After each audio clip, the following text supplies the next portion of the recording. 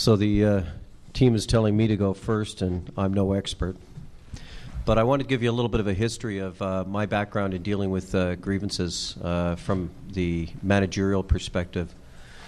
Not unlike the presentation you heard this morning from Chief Stewart, I went into management in Halifax region shortly after regionalization. And the first collective agreement was done through arbitral process. And the stance of the new association at that point in time was basically to grieve everything.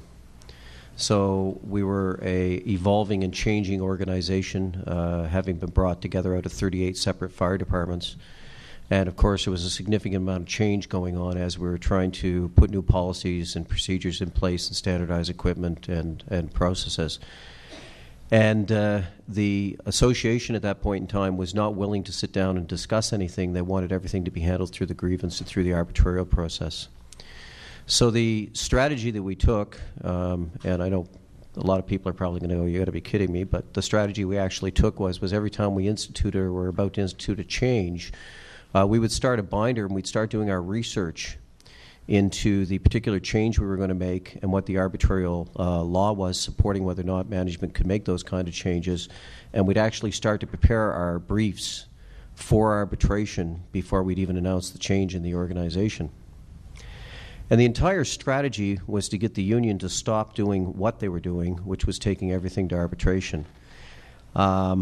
I've always been an advocate of not keeping a scorecard, but at that point in time we did keep a scorecard, and in the first 18 months after amalgamation, we'd been to arbitration 31 times, and management had won all 31 arbitrations. So we brought the union executive into the boardroom and asked them how the process was working for them, and asked them if they would like to start talking about doing relations in a different manner.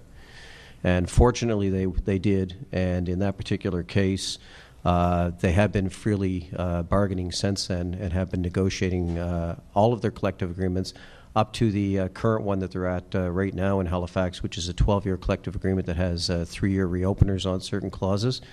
And my understanding is that the current reopener is probably going to go to arbitration.